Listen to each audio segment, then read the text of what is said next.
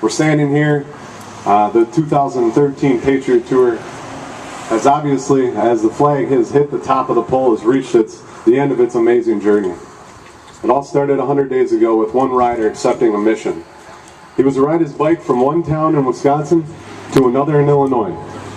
In tow would be one American flag, of which he was tasked to care for during his journey.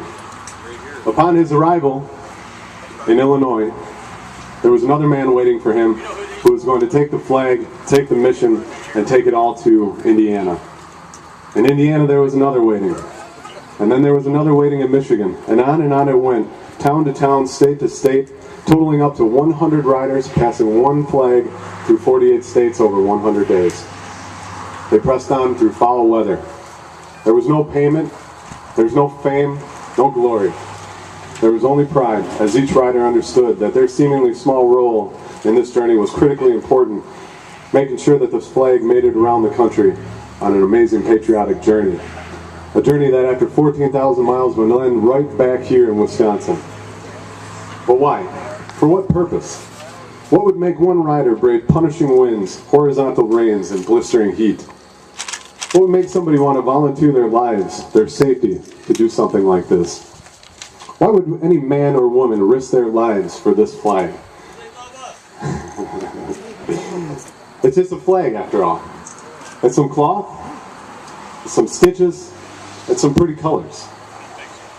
Surprisingly, I get these remarks, I get these questions from time to time, and my response to them typically goes a little something like this. If it's just a piece of cloth, then you go and you ask one of these people in this crowd why they would risk life or limb for that flag.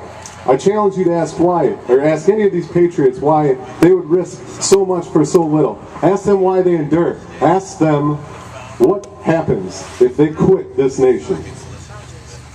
I'd be willing to bet that at some point in their response to you, they're going to point at that piece of cloth that sits on top of that pole.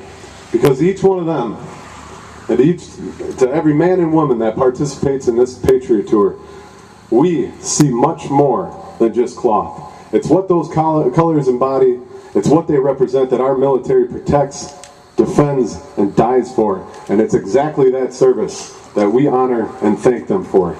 We extend this humble appreciation across the nation for 100 days during the Patriot Tour. And I think what's so very special about this effort is that even though the flag bearers are alone in their task to care for the flag on their journey, they don't ride alone. As we saw today, they don't ride alone. They all proudly escorted this flag in honor of America's Armed Forces members. Not just those that serve today, but those that have retired, the wounded, the families, and most importantly, as that flag was carried, each of those participants proudly bared the memory of all of those that have revealed to us what the painful cost of freedom looks like. From town to town, state to state, this sentiment was replicated on every single leg of the Patriot Tour, and it's reverberating all the way up to this very second. That's the Patriot Tour for you, all wrapped up.